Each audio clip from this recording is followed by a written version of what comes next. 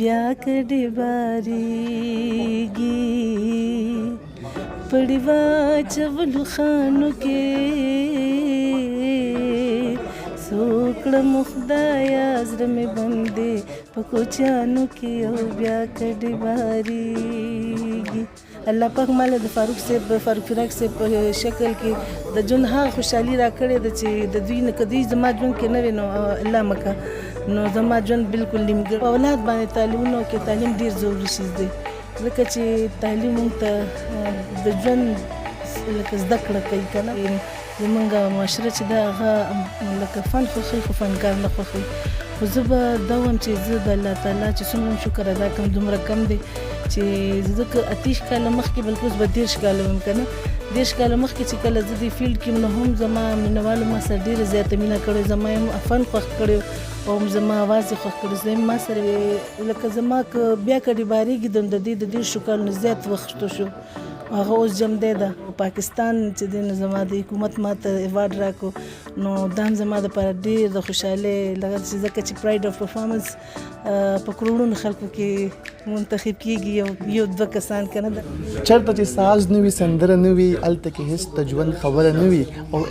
جنګ پرسته ستا د قسته زه به د امن ټپې ټول عمر کومه. خدموندو خوږو اورېدونکو شیراز محمد شیرازي ما په دغه تمه په دغه هیله چې تاسو ټول به روغ جوړ او خوشحاله به دا مهال ما سره په پریس کلب اسلام آباد کې د پښتو ژبې هغه سندرغاړي موجوده ده چې کوم ټول عمر د پښتو ژبې خدمت کړی دی سندرې ته یو نوی پهچان ورکړی دی او د هغې اواز چې هر ځوان هر ماشوم یا هر هغه سړی دی که هغه ښځه ده که هغه نارینه دی که هغه زنانه ده د هغوی اواز خوښوي د هغوی دغه فن ستاینه کوي. ما سره شکیل ناز صاحبه موجود ده چې نن زما دپاره د فخر خبره ده د ویاړ خبره ده چې د هغوی مخکې ناست یم د هغوی انټرویو کوم. السلام علیکم میم. وعلیکم السلام جی څنګه حال دی خیر خیریت. میم اول نه تاسو ته مبارکباد راکوم چې تاسو ته د پراید آف پرفارمنس ایوارډ هم میلاو شو د نوي ژوند طرف هم تاسو ته لایف ټایم اچیومنټ ایوارډ هم میلاو شو. لږ به خپل د سفر په حوالې سره ووایئ چې تاسو دغه سفر د آغاز د کله نه کړی و او بیا دومره اوږد سفر مو تېر کړو د پښتو دومره خدمت مو وکړو دا څنګه وکړو؟ جی خو ډېره مننه چې تاسو ماته د ایوارډونو مبارکي راکړه بس دا د الله تعالی کرم دی کنې زما خو دا خو زه د دومره هر څه قابل نه یم خو الله پاک ډېر لوی غفور رحیم دی دا د هغوی کرم دی بس او ستاسو د ټولو مینهوالو زما چې څومره دي د هغوی مینه ده د هغوی محبت دی د هغوی ما سره نو دا ځکه د الله پاک ماله دا ایوارډ راکړو او زما خو زه ډېره وړه ومه داسې تقریبا 11 کاله به ومه چې ما د فیلډ ته زه راغلې م اچانک داسې یو پروګرام و هغې کې راغلم زه ماجبین بابي پروګرام او ټي وي پی ټي وي کې او هغه 2-3 ورځې هغې ریهرسل کړو او د هغې میوزیک ډایرکټر چې و نو هغه راحت حسین و زما تره نو هغه هغې چې دی نو زه تره سره هسې تللی وم په هغه ورځ باندې زه وړه وم داسې 11 کاله نو هغه ماجبین بابي رانغله هغې ته څه مسله شوې هغه رانغله نو دی بیا فرمان الله جان د هغې پروګرام پروډیوسر و نو هغې ویل چې اوس به څه چل کېږي زما تره ورته د شکیله ناز د زما ورویره ده د دې ډېر ښکلی اواز دی او دا تاسو واورئ تاسو به خوښ شي. هغه وی چې ماجبین غوندې لیجنډ فنکاره ده دا ماشومه دا به څنګه لکه نو هغې وی تاسو واخورئ که نه نو چې هغې زما نه غزل واورېدل د هغوی ډېر زیاته ما اواز خوښ شو او زما لومبنی وږمې پروګرام او هغه چې دی نو بس ما وکړو او خلکو ډېر زیات خوښ کړ داسې بس د دې فیلډ ته راغلم په داسې طریقه نو بس هغه سفر روان دی بس. پښتني چې کوم سنګرې دي هغوی ته د کور طرف نه ډېر مسایل وي د معاشرې طرف نه ډېر مسایل وي تاسو ته دا کوم مسایل راغلي وو؟ نه شکر الحمدلله ما ته داسې قسم دغه مسایل نه دي جوړ شوي زما والد صاحب چې فقیر محمد هغوی چې دی نو لکه ما ته داسې څه دغه نه دی کړی چې ما خواهش ظاهر کړی چې زه سندرې ویل غواړم نو هغوی ویلي چې ټیک د هغوی داسې څه لکه زما مخې نه دی نیولې. کوم پښتانه چې دي هغوی خو سندرې خوښوي فن خوښوي خو فنکاران نه خوښوي د دې تاسو چې دومره اوږد سفر تاسو وکړو د پښتو ژبې دومره خدمت وکړو تاسو څه ګڼئ چې د دې وجوهات څه دي؟ یاره اسې دا خو حقیقت خبره ده چې زمونږ معاشره چې دا هغه لکه فن خوښوي خو فنکار نه خوښوي خو زه به دا وایم چې زه د الله تعالی چې څومره شکر ادا کوم دومره کم دی چې زه که 30 کاله مخکې بلکې اوس به 30 کاله ویم که نه 30 کاله مخکې چې کله زه د فیلډ کې نو هم زما مینوالو ما سره ډېره زیاته مینه کړې زما یم فن خوښ کړی او زما اواز یې خوښ کړی زه ما سره مې ښه مینه کړې ده زما شخصیت سره او زما اواز سره او اوس چې که 30 کاله پس د 40 کاله 30 کاله پس زه راغلم دوباره نو هم هغوی لکه زه په خپل ذهنونو کې او زړه کې ژوندی ساتلی یم او شکر الحمدلله چې لکه ما سره ډېره زیاته لکه زما هغه فن چې دی نو د هغې ډېر زیات مخکې چې زه راخوښه د هغې نه زیاته سوخت دی خو دا ده چې زمونږ په دې معاشره کې لکه داسې خلک دي چې هغه لکه دا فنکاران ډېر جنکې دي دا د ګوره غزاله جاوید او دوی وفات شوي که نه داسې شهیدان شوي داسې ډېر فنکاران دي چې هغوی لاړل بهر پاکستان پر خو نارینه فنکاران یادوم نو بس زه خو به دا دعا کوم چې الله پاک داسې وخت راولي چې زمونږ دا څومره معاشره د دې براډ مایندډ شي او ذهنونه کولاو شي او د زړه نه زمونږ فنکاران څنګه چې فن خوښوي چې داسې فنکاران خوښ کړي میډم کوم چې نن سبا کوم میوزیک ته ګورو پخواني وخت کې شکیله ناز تاسو دوی ښایسته اواز و ښایسته سندرې وې ښایسته لیریکس به وو بیا دغه شانته کې ماجبین قزلباش و دغه شانته کې نور چې کوم سنګران دي د هغوی یو نوم و یو سندرې یو سټایل و نن سبا چې کوم سنګران راوتي دي هغوی هغه سندره بیخي څه بل طرف ته بوتوي دا زیاتره پښتانه چې کوم دي اوس هغه سندرې اوري هم نه تاسو به دغه چې کوم نوي سندرغاړي دي هغوی ته به څه پیغام ورکول غواړئ چې هغه پخواني میوزیک پرې بیا بحال شي چې سړی واوري سړي ته لطف میلاو شي دا به خزوم چې زمونږ د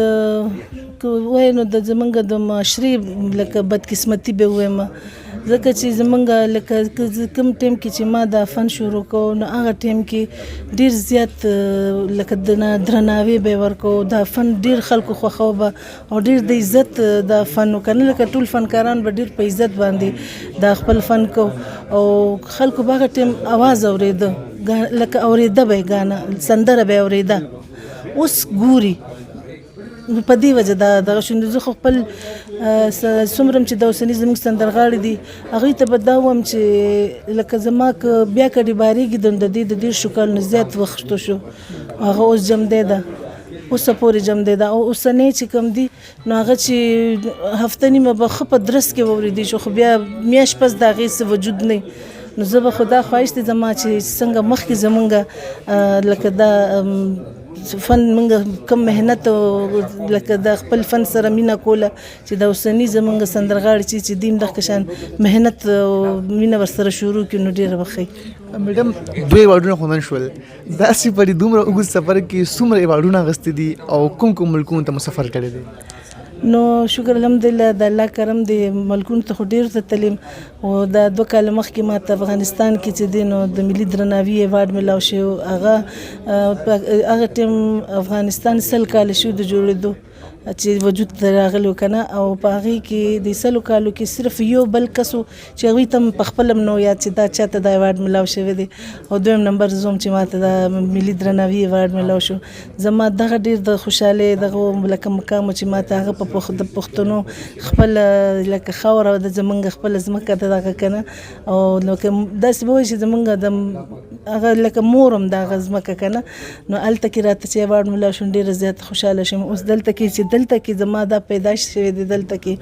او پاکستان چې دی نو زما د حکومت ما ته ایوارډ راکو نو دا هم زما دپاره ډېر د خوشحالۍ لکه چې ځکه چې پراید اف پرفارمنس په کروڑونو خلکو کې منتخب کیږي یو 2 کسان کنه داسې او زه داسې هغوی منتخب کړم نو دا زما دپاره د ډېر د خوشحالۍ ډېر زیات د خوشحالۍ مقام دی او بل دا د ستاسو دلته رالم تاسو هم راته دا د درناوي راکړه ایوارډ هم راکړو نو بس تاسو ډېره مننه بس